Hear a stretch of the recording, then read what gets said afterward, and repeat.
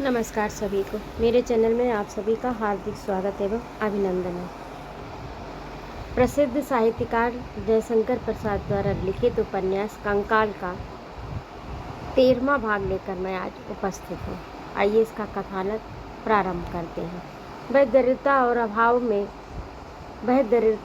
और अभाव के गृहस्थ जीवन की कटुता से दुलारा गया। उसकी माँ चाहती थी वह अपने हाथ से 2 रोटी कमा लेने के योग्य बन जाए, इसलिए वह बार बार झिड़की सुनता। जब क्रोध से उसके आंसू निकलते तब उन्हें अधरों से पोंछ लेना चाहिए था। तब भी वे रूखे कपोलों पर आप ही सूख कर एक मिलन चिन्ह छोड़ जाते थे। कभी वह पढ़ने के लिए पिटता, कभी काम सीखने के लिए डांटा जाता। यह थी उसकी दिनचर्या। फिर वह चिड़चिड़े स्वभाव का क्यों न हो जाता। वह क्रोधी था तो भी उसके मन में स्नेह था, प्रेम था, नैसर्गिक आनंद, शैशव का उल्लास। रो लेने पर भी जी खोलकर हंस लेना, पढ़ने पर खेलने लगना, बस्ता खुलने के लिए सदैव प्रस्तुत रहना। पुस्तकें गिरने के लिए निकल पड़ती थी, टोपी असावधानी से टेढ़ी और कुर्ते का बटन खुला हुआ, आंखों में सूखते हुए आंसू और अधर पर मुस्कुराहट। उसकी गाड़ी चल रही थी, वह पहिया ढुलका रहा था। उसे चलाकर उल्लास से बोल उठा, हटो, सामने से गाड़ी जाती है। सामने से आती हुई युवती पगली ने उस गाड़ी को उठा लिया। बालक के निर्दोष विनोद में बाधा पड़ी। वह सहम कर उस पगली की ओर देखने लगा। निष्फल क्रोध का परिणाम होता है रो देना। बालक रोने लगा। वह निष्फल स्कूल भी पास था, जिसकी आ कक्षा में वह पढ़ता था, कोई सहायक न पहुंच सका। पगली ने उसे रोते देखा, वह जैसे अपनी भूल समझ गई। बोली, हमको न खिलाओगे? मैं भी रोने लगूंगी। बालक हंस पड़ा। वह उसे गोद में लेकर झिझोड़ने लगी। अब कि वह फिर घबराया। उसने रोने के लिए मुंह बनाया ही था कि पगली ने उसे गोद से उतार दिया और वह बड़बड़ाने लगी। राम, कृष्ण और बुद्ध सभी तो पृथ्वी पर लौटते थे, मैं खोजती थी आकाश में। ईसा की जननी से पूछती थी, इतना खोजने की क्या आवश्यकता? कहीं तो नहीं। वह देखो कितनी चिंगारी निकल रही हैं, सब एक एक प्राणी हैं, चमकना फिर लोप हो जाना। किसी के बुझने में रोना है और किसी के जल उठने में हंसी। हा हा हा। तब तो बालक और भी डरा। वह त्रस्त था। उसे शंका होने लगी कि ये पगली तो नहीं है। वह हतबुद्धि सा इधर उधर देख रहा था। दौड़कर भाग जाने का साहस भी न था। अभी तक उसकी गाड़ी पगली लिए थी। दूर से एक स्त्री पुरुष ये घटना कौतूहल से देखते चले आ रहे थे। उन्होंने बालक को विपत्ति में पड़ा देखकर सहायता करने की इच्छा की। पास आकर पुरुष ने कहा, क्यों जी, तुम पागल तो नहीं हो? क्यों उस लड़के को तंग कर रही हो? तंग कर रही हूँ, पूजा कर रही हूँ, पूजा। राम, कृष्ण, बुद्ध, ईसा की सरलता से पूजा कर रही हूँ। इन्हें रुला देने से इनकी कसरत हो जाती है, फिर हंसा दूंगी और तुम तो कभी भी जी खोल कर ना हंस सकोगे, न रो सकोगे। बालक को कुछ साहस हो चला था। वह अपना सहायक देखकर बोल उठा, मेरी गाड़ी छीन ली है। पगली ने पुचकारते हुए कहा, चित्र लोगे? देखो पश्चिम में संध्या कैसा अपना रंगीन चित्र फैलाए है। पगली के साथ ही वह उन तीनों ने भी देखा। पुरुष ने कहा, मुझसे बातें करो, उस बालक को जानने दो। पगली हंस पड़ी। वह बोली, तुमसे बातों का कहाँ अवकाश, चालबाजियों में कहाँ अवसर। देखो उधर काले पत्थरों की एक पहाड़ी, उसके बाद एक लहराती झील, फिर नारंगी रंग की एक जलती हुई पहाड़ी, जैसे उसकी ज्वाला ठंडी नहीं होती, फिर एक सुनहला मैदान। वहाँ चलोगे? उधर देखने में सब विवाद बंद हो गया। बालक भी चुप हो गया। उस स्त्री और पुरुष ने भी निसर्ग स्मरणीय दृश्य देखा। पगली संकेत करने वाला हाथ फैलाए अभी तक वैसी ही खड़ी थी। पुरुष ने देखा, उसका सुंदर शरीर टस हो गया था और बड़ी बड़ी आंखें क्षुधा से व्याकुल थी, जाने वह कब से अनाहार का कष्ट उठा रही थी। साथ वाली स्त्री से पुरुष ने कहा, किशोरी, इसे कुछ खिलाओ। किशोरी उस बालक को देख रही थी। अब श्रीचंद्र का ध्यान भी उसकी ओर गया।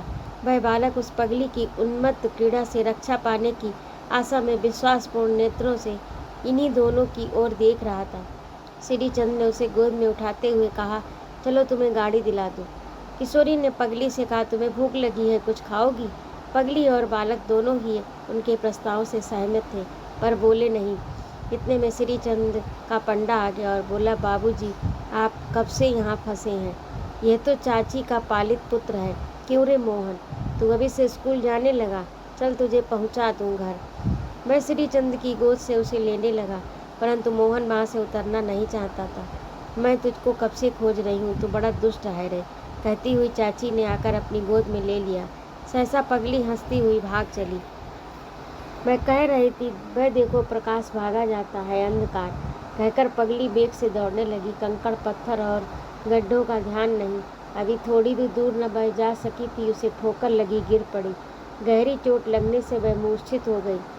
यह दल उसके पास पहुंचा। श्रीचंद ने पंडा जी से कहा, इसकी सेवा होनी चाहिए, बेचारी दुखिया है।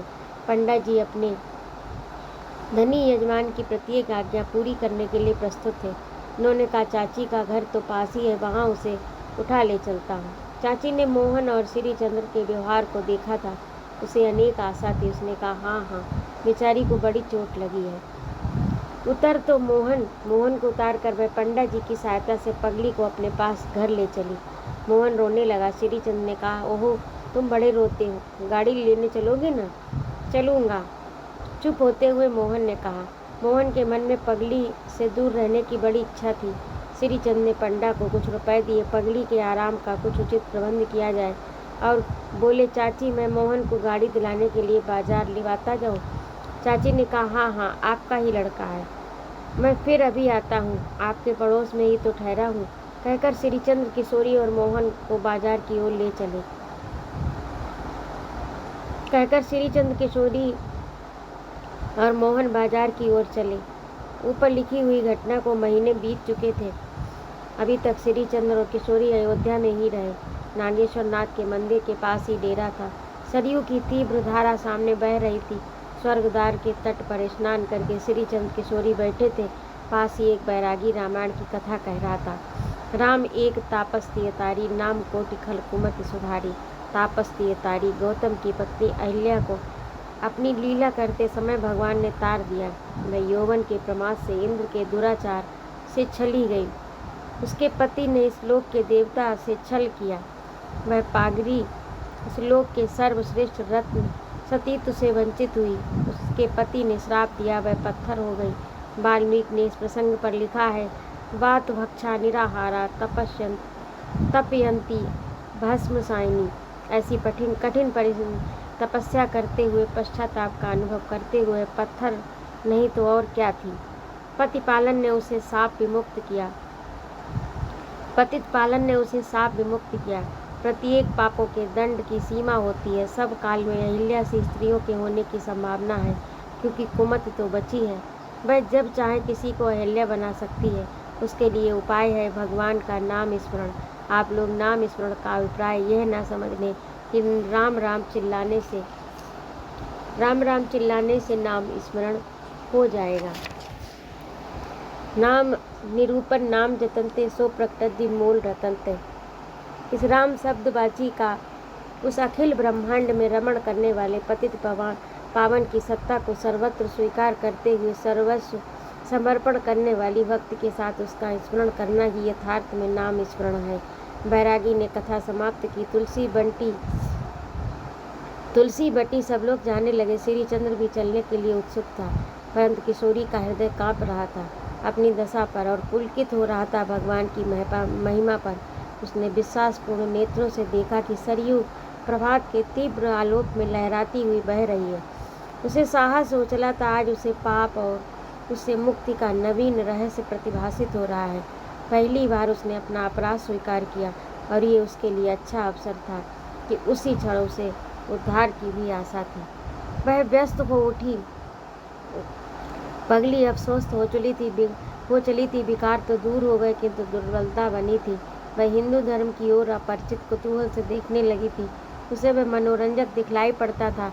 वह भी चाची के साथ श्रीचंद्र वाले घाट से दूर बैठी हुई सरयू तट पर प्रभात और उसमें हिंदू धर्म के आलोक को कुतूहल से देख रही थी। इधर श्रीचंद्र का मोहन से हेल मेल बढ़ गया और चाची भी उसकी रसोई बनाने का काम करती थी।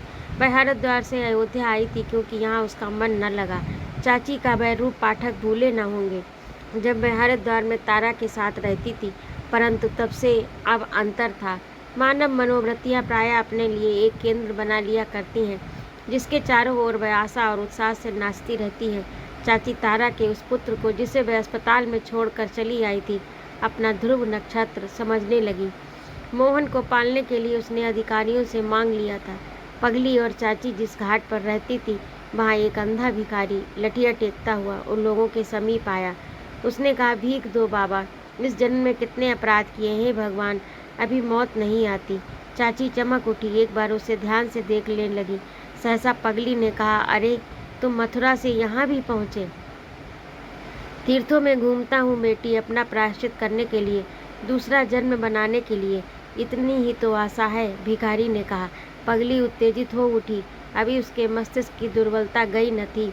उसने समीप जाकर उसे झकझोर कर पूछा, गोविंदी चौबाइन की पाली हुई बेटी को तुम भूल गए?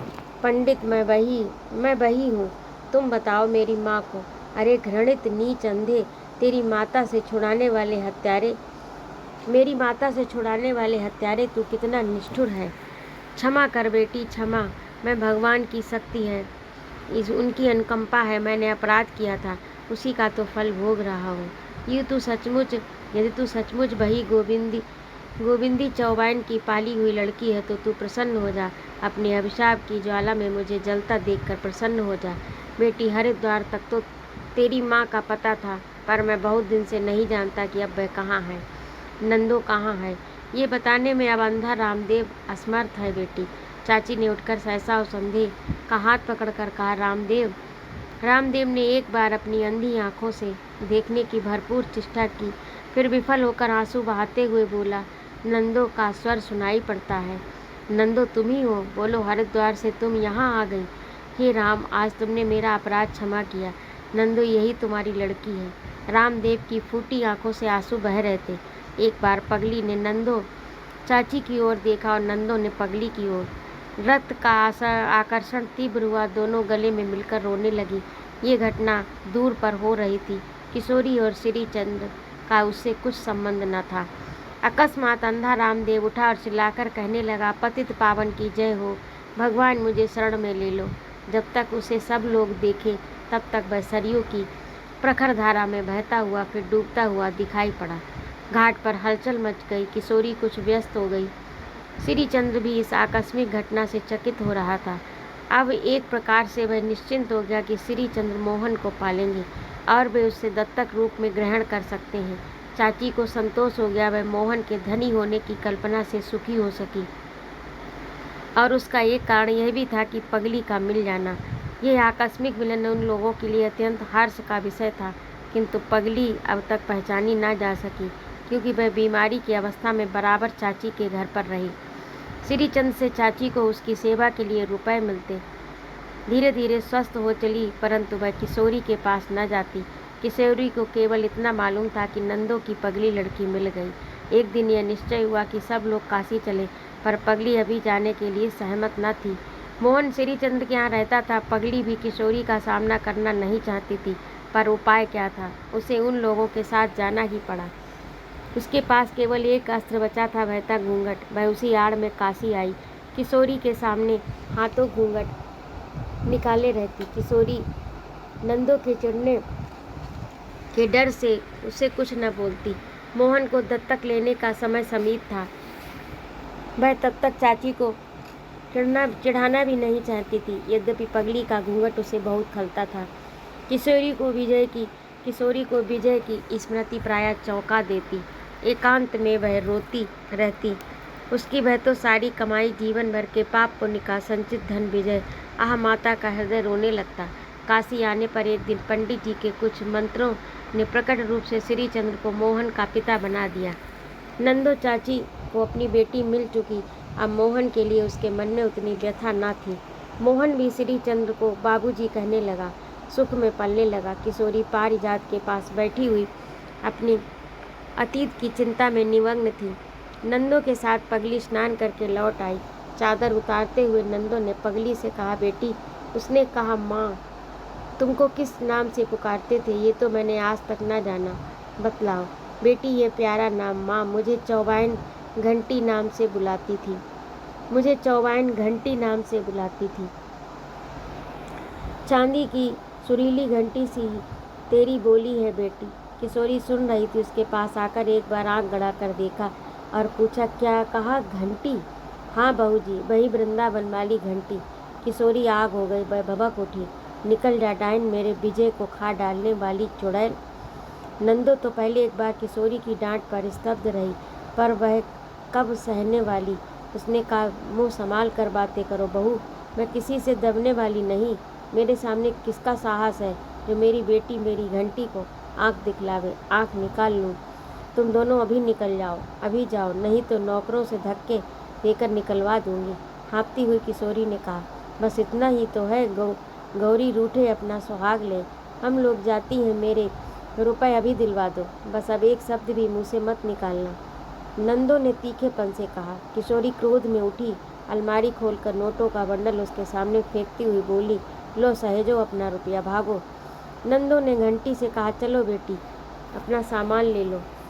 दोनों ने तुरंत गठरी दबाकर बाहर की राह ली। किशोरी ने एक बार भी उन्हें ठहरने के लिए ना कहा। उस समय श्री चंद्र मोहन गाड़ी पर चढ़कर हवा खाने को गए। किशोरी का हृदय इस नव आगंतुक कल्पित संतान से विद्रोह तो कर ही रहा था, वह अपना सच्चा धन गंवाकर इस दत्तक पुत्र से मन भुलवाने में असमर्थ थी। नियत की इस आकस्मिक विडंबना ने उसे अधीर बना दिया। जिस घंटी के कारण विजय अपने सुखमय संसार को खो बैठा और किशोरी ने अपना पुत्र विजय को, घंटी का भाई आज उसके सर्वस्व का मालिक है। जिस घंटी के कारण विजय अपने सुखमय संसार को खो बैठा और किशोरी ने अपने पुत्र विजय को, घंटी का भाई आज उसके सर्वस्व का मालिक है, उत्तराधिकारी है। दुर्दैव का ये कैसा परिहास है। वह छटपटाने लगी, मैं सोचने लगी, परंतु अब कर ही क्या सकती। धर्म के विधान से दत्तक पुत्र उसका अधिकारी था और विजय नियम के विधान से निर्वासित मृतक तुल्य। मंगलदेव की पाठशाला में अब 2 विभाग हैं, एक लड़कों का, दूसरा लड़कियों का। गाला लड़कियों की शिक्षा का प्रबंध करती, वह अब एक प्रभावशाली गंभीर युवती दिखलाई पड़ती, जिसके चारों ओर पवित्रता और ब्रह्मचर्य का मंडल घिरा रहता। बहुत से लोग जो पाठशाला में आते वे इस जोड़ी को आश्चर्य से देखते। पाठशाला के बड़े छप्पर के पास ही गाला की भी झोपड़ी थी, जिसमें एक चटाई, 3-4 कपड़े, एक पानी का बर्तन और कुछ पुस्तकें थीं। गाला एक पुस्तक मनोयोग से पढ़ रही थी। कुछ पन्ने उलटते हुए उसने असंतुष्ट होकर पुस्तक रख दी। वह सामने की सड़क की ओर देखने लगी, फिर भी कुछ समझ में न आया। उसने बड़बड़ाते हुए कहा, पाठ्यक्रम इतना असंबद्ध है कि ये मनोविकास में सहायक होने के बदले स्वयं भार हो जाएगा। वह फिर पुस्तक पढ़ने लगी। रानी ने उन पर कृपा दिखाते हुए छोड़ दिया और राजा ने भी रानी की उदारता पर हंसकर प्रसन्नता प्रकट की। राजा और रानी, इसमें स्त्री और पुरुष बनाने का, संसार का सहनशील साझीदार होने का संदेश कहीं नहीं, केवल महत्ता का प्रदर्शन, मन पर अनुचित प्रभाव का बोझ। उसने झुंझलाकर पुस्तक पटक कर एक निश्वास लिया। उसे बदन का स्मरण हुआ। बाबा कहकर एक बार चीख उठी। वह अपनी ही भर्त्सना आरंभ कर चुकी थी। सहसा मंगलदेव मुस्कुराता हुआ सामने दिखाई पड़ा। मिट्टी के दीप की लौ भक भक करती हुई जलने लगी। तुमने कई दिन लगा दिए, मैं तो अब सोने जा रही थी। क्या करूं, आश्रम की एक स्त्री पर हत्या का भयानक अभियोग था। गुरुदेव ने उसकी सहायता के लिए बुलाया था। तुम्हारा आश्रम हत्यारों की भी सहायता करता? नहीं गाला, वह हत्या उसने नहीं की थी, वस्तुतः एक दूसरे पुरुष ने की थी, पर वह स्त्री उसे बचाना चाहती है। क्यों? ये तो मैं ना समझ सका। तुम ना समझ सके? स्त्री एक पुरुष को फांसी से बचाना चाहती है और उसका कारण तुम्हारी समझ में नहीं आया? इतना स्पष्ट कारण तुम क्या समझती हो? स्त्री जिससे प्रेम करती है उसी पर सर्वस्व बार देने को प्रस्तुत हो जाती है, यदि वह भी उसका प्रेमी हो तो। स्त्री भय के हिसाब से सदैव शिशु, कर्म में वयस्क और अपनी असहायता में निरीह है। विधाता का ऐसा ही विधान है। मंगल ने देखा अपने कथन में गाला एक सत्य का अनुभव कर रही है। उसने कहा, तुम स्त्री मनोवृत्ति को अच्छी तरह समझ सकती हो, परंतु संभव है यहाँ भूल कर रही हो। सब स्त्रियाँ एक ही धातु की नहीं होती हैं। देखो, मैं जहाँ तक उनके संबंध में जानता हूँ तुम्हें सुनाता हूँ। वह एक निश्चल प्रेम पर विश्वास रखती थी और प्राकृतिक नियम से आवश्यक था कि एक युवती किसी भी युवक पर विश्वास करे, परंतु वह अभावा युवक उस विश्वास का पात्र नहीं था। उसकी अत्यंत आवश्यक और कठोर घड़ियों में युवक विचलित हो उठा। कहना न होगा कि उस युवक ने उसके विश्वास को पूरी तरह ठुकराया। एकाकिनी उस आपत्ति की कटुता को झेलने के लिए अकेली छोड़ दी गई। बेचारी को एक सहारा न मिला, परंतु वह दूसरा युवक भी उसके साथ वही करने के लिए प्रस्तुत था जो पहले युवक ने किया। वह फिर अपना आश्रम छोड़ने के लिए बाध्य हुई। उसने संघ की छाया में दिन बिताना निश्चित किया। एक दिन उसने देखा कि यही दूसरा युवक एक हत्या करके फांसी पाने की आशा में हट कर रहा है। उसने उसे हटा दिया। आप सब के पास बैठी रही, पकड़ी गई तो हत्या का भार अपने सिर ले लिया। यद्यपि उसने स्पष्ट स्वीकार नहीं किया, परंतु शासन को तो एक हत्या के बदले दूसरी हत्या करनी ही है। न्याय को यही समीप मिली, उसी पर अभियोग चल रहा है। मैं तो समझता हूँ वह हताश होकर जीवन दे रही है। उसका कारण प्रेम नहीं है, जैसा तुम समझ रही हो। गाला ने एक दीर्घ निश्वास लिया। उसने कहा, नारी जाति का निर्माण विधाता की एक झुंझलाहट है मंगल। उसने संसार भर के पुरुष कुछ लेना चाहते हैं, एक माता ही कुछ सहानुभूति रखती है। इसका कारण है उसका भी स्त्री होना। हाँ, तो उसने न्यायालय में अपना क्या वक्तव्य दिया। उसने कहा, पुरुष स्त्रियों पर सदैव अत्याचार करते हैं। कहीं नहीं सुना गया कि अमुक स्त्री ने अमुक पुरुष के प्रति ऐसा अन्याय किया, परंतु पुरुषों का ये साधारण व्यवसाय है स्त्रियों पर आक्रमण करना। जो अत्याचारी है वह मारा गया। कहा जाता है कि न्याय के लिए न्यायालय सदैव प्रस्तुत रहता है, परंतु अपराध हो जाने पर ही विचार करना उसका काम है। उस न्याय का अर्थ है कि किसी को दंड दे देना, किंतु उसके नियम या आपत्ति से नहीं बचा जा सकता। सरकारी वकील कहते हैं कि न्याय को अपने हाथ में लेकर तुम अन्याय नहीं कर सकते। न्याय को अपने हाथ में लेकर तुम दूसरा अन्याय नहीं कर सकते, परंतु उस एक क्षण की कल्पना कीजिए कि उसका सर्वस्व लूटा चाहता है और न्याय के रक्षक अपने आराम में है। वहाँ एक पत्थर का टुकड़ा ही आपत्ति ग्रस्त की रक्षा कर सकता है, तब वे क्या करें, उसका भी उपयोग न करें। यदि आपके सुव्यवस्थित शासन में कुछ दूसरा नियम है तो आप प्रसन्नता से मुझे फांसी दे सकते हैं, मुझे और नहीं कहना है। वह निर्भीक युवती इतना कहकर चुप हो गई। न्यायाधीश दांतों तले ओंठ दबाए चुप थे। साक्षी बुलाए गए। पुलिस ने दूसरे दिन उन्हें ले आने की प्रतिज्ञा की। गाला, मैं तुमसे भी कहता हूँ, चलो इस विचित्र अभियोग को देखो, परंतु यहाँ पाठशाला भी तो देखनी है। अब की बार मुझे कई दिन लगेंगे। आश्चर्य है, परंतु मैं कहती हूँ वह स्त्री अवश्य उस युवक से प्रेम करती है जिसने हत्या की है। जैसा तुमने कहा, उससे तो यही मालूम होता है कि वही दूसरा युवक उसका प्रेम पात्र है जिसने उसे सताना चाहा था। गाला, पर मैं कहता हूँ कि मैं उससे घृणा करती थी। ऐसा क्यों? मैं न कह सकूँगा, पर बात ये कुछ ऐसी है। सहसा रुककर मंगल चुपचाप सोचने लगा। हो सकता है ओह अवश्य विजय और यमुना। यही तो मानता हूँ कि हृदय में एक आंधी रहती है, एक हलचल लहराया करती है, जिसके प्रत्येक धक्के में बड़ों बड़ों की घोषणा रहती है। वह पागलपन संसार को तुच्छ लघुकण समझकर उसकी ओर उपेक्षा से हंसने का उत्साह देता है। संसार का कर्तव्य, धर्म का शासन केले के पत्ते की तरह धज्जी धज्जी उड़ जाता है। यही तो प्रणय है।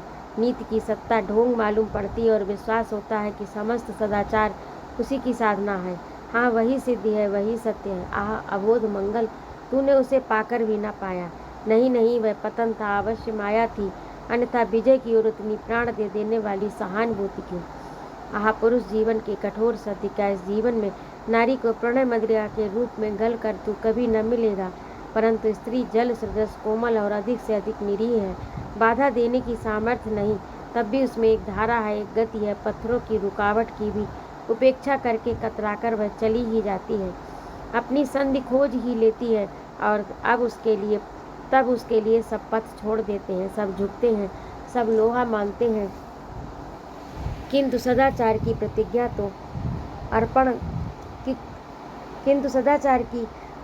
तो अर्पण करना होता। धर्म की बलिवेदी पर मन का स्वातंत्र कर तो दिया, मन कहाँ स्वतंत्र रहा। अब उसे एक राह पर लगाना होगा। वह जोर से बोल उठा, गाला, क्या यही? गाला निश्चिंतित मंगल का मुंह देख रही थी। वह हंस पड़ी, बोली, कहाँ घूम रहे हो मंगल? मंगल चौंक उठा। उसने देखा जिसे खोजता था वही उसे कब से मुझे पुकार रहा है। वह तुरंत बोला, कहीं तो नहीं गाला। आज पहला अवसर था जब गाला ने मंगल को उसके नाम से पुकारा। उसमें सरलता थी, हृदय की छाया थी। मंगल ने अभिन्नता का अनुभव किया, हंस पड़ा। तुम कुछ सोच रहे हो? यही कि स्त्रियां ऐसा प्रेम कर सकती हैं? स्त्रियां क्या ऐसा प्रेम कर सकती हैं? तर्क ने कहा, होगा नहीं, व्यवहार ने समझाया होगा, ये सब स्वप्न है, यही ना? पर मैं कहती हूँ सब सत्य है। स्त्री का रहस्य प्रेम का रंगमंच है। तुमने शास्त्र पढ़ा है, फिर भी तुम स्त्रियों के हृदय को परखने में उतने कुशल नहीं हो। क्योंकि बीच में रोककर मंगल ने पूछा, और तुम कैसे प्रेम का रहस्य जानती हो? गाला, तुम भी तो स्त्रियों का ये जन्म सिद्ध उत्तराधिकार है मंगल। उसे खोजना परखना नहीं होता, कहीं से ले आना नहीं होता, वह बिखरा रहता है असावधानी से, धन कुबेर की विभूति के समान। उसे संभाल कर एक और व्यय करना पड़ता है। इतना ही तो, मंगल हंसकर गाला ने कहा। और पुरुष को? मंगल ने पूछा। हिसाब लगाना पड़ता है, उसे सीखना पड़ता है संसार में। जैसे उसकी महत्वाकांक्षा की और भी बहुत सी विभूतियाँ हैं, वैसे यह भी एक है। पद्मिनी के समान जल मरना स्त्रियां ही जानती हैं। पुरुष केवल उसी जली हुई राख को उठाकर अलाउद्दीन के सदृश बिखेर देना ही तो जानते हैं। कहते कहते गाला तन गई थी। मंगल ने देखा वह ऊर्जस्वित सौंदर्य। बात बदलने के लिए गाला ने पाठ्यक्रम संबंधी अपने उपालंब कह सुनाए और पाठशाला के शिक्षा क्रम का मनोरंजक विवाद छिड़ा। मंगल उस कानन वासिनी के तर्क जालों में बार बार जानबूझकर अपने को फंसा देता। अंत में मंगल ने स्वीकार किया कि वह पाठ्यक्रम बदला जाएगा। सरल पाठों में बालकों के चारित्र, स्वास्थ्य और साधारण ज्ञान को विशेष सहायता देने का उपकरण जुटाया जाए। स्वावलंबन का व्यवहारिक विषय निर्धारित होगा। गाला ने संतोष की सांस लेकर देखा। आकाश का सुंदर शिशु बैठा हुआ बादलों की क्रीड़ा शैली पर हंस रहा था और रजनी शीतल हो चली थी। रोए अनुभूति में सग बगाने लगे थे। दक्षिण पवन जीवन का संदेश लेकर टेकरी पर विश्राम करने लगा था।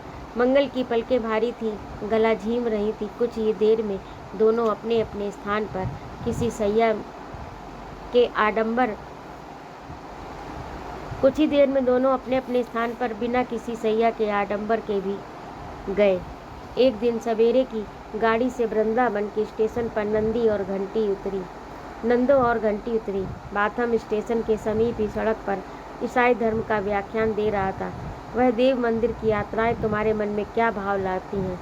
पाप की या पुण्य की? तुम सब पापों के बोझ से लदकर एक मंदिर की दीवार से टकराकर लंबी सांस खींचते हुए सोचोगे कि मैं इसे छू जाने से पवित्र हो गया, तो तुम्हारे में फिर से पाप करने की प्रेरणा बढ़ेगी। ये विश्वास कि देव मंदिर मुझे पाप से मुक्त कर देंगे भ्रम है। सहसा सुनने वालों में से मंगल ने कहा, ईसाई, तुम जो कह रहे हो यदि वही ठीक है, तो इस भाव के प्रचार का सबसे बड़ा दायित्व तुम लोगों पर है, जो कहते हैं कि पश्चाताप करो तुम पवित्र हो जाओगे। भाई, हम लोग तो इस संबंध में ईश्वर को भी इस झंझट से दूर रखना चाहते हैं। जो जस करे सो तस फल चाखा। सुनने वालों ने ताली पीट दी। बाथम एक घोर सैनिक की भांति प्रत्यावर्तन कर गया। वह भीड़ में से निकलकर अपनी स्टेशन की ओर चला गया कि सिर पर गठरी लिए हुए नंदो के पीछे घंटी आती हुई दिखाई पड़ी। वह उत्तेजित होकर लपका। उसने पुकारा, घंटी। घंटी के हृदय में सनसनी दौड़ गई। उसने नंदो का कंधा पकड़ लिया। धर्म का व्याख्याता ईसाई पशु के फंदे में अपना गला फांस कर उछलने लगा। उसने कहा, घंटी, चलो, हम तुमको खोज कर लाचार हो गए। आह डार्लिंग। भयभीत घंटी सिकुड़ी जाती थी। नंदो ने डपट कर कहा, तू कौन है रे? क्या सरकारी राज नहीं रहा? आगे बढ़ा तो ऐसा झापड़ लगेगा कि तेरा टोप उड़ जाएगा। 2-4 मनुष्य इकट्ठे हो गए। बाथम ने कहा, माँ जी, ये मेरी विवाहिता स्त्री है, ये ईसाई है, आप नहीं जानती। ये मेरी विवाहिता स्त्री है, ईसाई है, इसे आप नहीं जानती। नंदो घबरा गई और लोगों के कान भी सगबगाए। पर सहसा फिर मंगल बाथम के सामने लेट गया। उसने घंटी से पूछा, क्या तुम ईसाई धर्म ग्रहण कर चुकी हो? मैं धर्म कर्म कुछ नहीं जानती, मेरा कोई आश्रय नहीं था, तो इन्होंने मुझे कई दिन खाने को दिया था। ठीक है, पर तुमने इनके साथ ब्याह किया था? नहीं, ये मुझे 1-2 दिन गिरजाघर में ले गए। ब्याह मैं नहीं जानती। मिस्टर बाथम, वह क्या कहती है? क्या आप लोगों का ब्याह चर्च में नियमानुसार हो चुका है? आप प्रमाण पत्र दे सकते हैं। नहीं, जिस दिन होने वाला था उसी दिन तो ये भागी। हाँ, ये बपतिस्मा अवश्य ले चुकी है।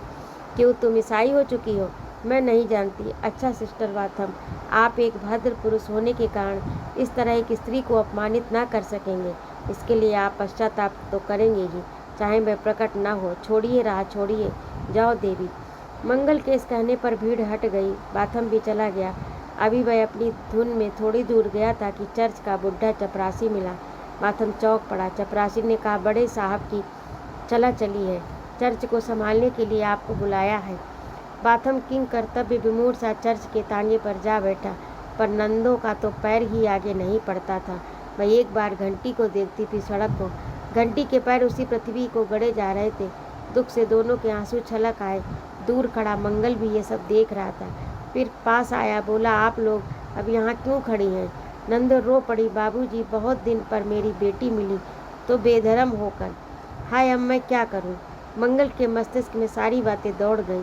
मैं तुरंत बोल उठा, आप लोग गोस्वामी जी के आश्रम में चलिए, वहाँ सब प्रबंध हो जाएगा। सड़क पर खड़ी रहने से भीड़ लग जाएगी। आइए, मेरे पीछे चली आइए। मंगल ने आज्ञापूर्ण स्वर में शब्द कहे। दोनों उसके पीछे पीछे आंसू पोंछती हुई चली। मंगल को गंभीर दृष्टि से देखकर गोस्वामी ने पूछा, तो तुम क्या चाहते हो? गुरुदेव, आपकी आज्ञा पालन करना चाहता हूँ। सेवा धर्म की जो दीक्षा आपने मुझे दी है उसको प्रकाश रूप में व्यवहार में करने की मेरी इच्छा है। देखिए, धर्म के नाम पर हिंदू स्त्रियों, शूद्र, छूतों नहीं, वही प्राचीन शब्दों में कहे जाने वाले पाप योनियों की क्या दुर्दशा हो रही है। क्या उन्हीं के लिए भगवान श्री कृष्ण ने परम परागति पाने की व्यवस्था नहीं की? क्या वे उनकी दया से वंचित रहे? मैं आर्य समाज का विरोध करता था। मेरी धारणा थी कि धार्मिक समाज में कुछ भीतरी सुधार कर देने से काम चल जाएगा। किंतु गुरुदेव, ये आपका शिष्य मंगल आप ही का शिक्षा से आज ये कहने का साहस करता है।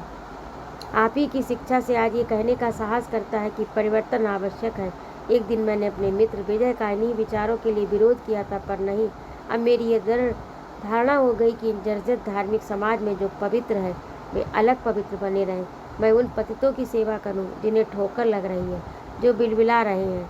मुझे पतित पावन के पदांग का अनुसरण करने की आज्ञा दीजिए। गुरुदेव, मुझसे बढ़कर कौन पतित होगा? कोई नहीं। आज मेरी आंखें खुल गई। मैं अपने समाज को एकत्र करूंगा और गोपाल से प्रार्थना करूंगा कि भगवान, तुम में यदि पावन करने की शक्ति हो तो आओ। अहंकारी समाज के दम्भ से पद दलितों पर अपनी करुणा कादम्बिनी बरसाओ। मंगल की आंखों में उत्तेजना के आंसू थे। उसका गला भर आया। मैं फिर कहने लगा, गुरुदेव, उन स्त्रियों की दशा पर विचार कीजिए जिन्हें कल ही आश्रम में आश्रय मिला है। मंगल, क्या तुमने भली बात विचार कर लिया? और विचार करने पर भी तुमने यही कर्तव्य निश्चित किया है? गंभीरता से कृष्णशरण ने पूछा, गुरुदेव, जब कार्य करना ही है तब उसे उचित रूप क्यों न दिया जाए? देव निरंजनी जी से परामर्श करने पर मैंने तो यही निष्कर्ष निकाला है कि भारत संघ स्थापित होना चाहिए, परंतु तुम मेरा सहयोग उसमें प्राप्त कर सकोगे। मुझे इस आडंबर में विश्वास नहीं, ये मैं स्पष्ट कह देना चाहता हूँ। मुझे फिर कोई एकांत कुटिया खोजनी पड़ेगी। मुस्कुराते हुए श्री कृष्ण शरण ने कहा, कार्य आरंभ हो जाने दीजिए गुरुदेव, तब यदि आप उसमें अपना निर्वाह न देखें तो दूसरा विचार करें। इस कल्याण धर्म के प्रचार में क्या आप ही विरोधी बनिएगा? मुझे जिस दिन आपने सेवा धर्म का उपदेश देकर वृंदावन से निर्वासित किया था, उसी दिन से मैं इसके लिए उपाय खोज रहा था। किंतु आज जब सुयोग उपस्थित हुआ, देव निरंजन जी जैसा सहयोगी मिल गया, तब आप ही मुझे पीछे हटने को कह रहे हैं। पूर्ण गंभीर हंसी के साथ गोस्वामी जी कहने लगे, जब निर्वासन का बदला लिए बिना तुम कैसे मानोगे? मंगल, अच्छी बात है, मैं शीघ्र प्रतिफल का स्वागत करता हूँ, किंतु मैं एक बात फिर कह देना चाहता हूँ कि मुझे व्यक्तिगत पवित्रता के उद्योग में विश्वास है। मैंने उसी को सामने रखकर उन्हें प्रेरित किया था। मैं ये न स्वीकार करूँगा कि वह भी मुझे न करना चाहिए था, किंतु जो कर चुका हूँ वह लौटाया नहीं जा सकता। तो फिर करो जो तुम लोगों की इच्छा। मंगल ने कहा, गुरुदेव क्षमा कीजिए, आशीर्वाद दीजिए। अधिक न कहकर वह चुप हो गया। वह इस समय किसी भी तरह गोस्वामी जी के भारत संघ का आरंभ करा लिया चाहता था। वह किसी तरह गोस्वामी जी के भारत संघ का आरंभ करा लिया चाहता था। निरंजन ने जब ये समाचार सुना तो उसे अपनी विजय पर प्रसन्नता हुई। दोनों उत्साह से आगे का कार्यक्रम बनाने लगे। तो ये था आज का भाग। आप लोगों को कैसा लगा कमेंट करके अवश्य बताइएगा। और यदि आपको मेरा कहानी सुनाना अच्छा लगता हो तो कृपया मेरे चैनल को सब्सक्राइब अवश्य कीजिए, लाइक करिए और अपने प्यारे प्यारे कमेंट से मुझे प्रोत्साहित करिए। आपके कमेंट्स का मुझे इंतज़ार रहेगा। और अपने मित्रों में इसे शेयर भी करिएगा। जयशंकर प्रसाद का लिखा ये उपन्यास अत्यंत रोचक और समाज की स्थिति को दर्शाने वाला है, तो इसे आप अवश्य सुनिए। सुनने के लिए बहुत बहुत धन्यवाद। जय माँ भारती।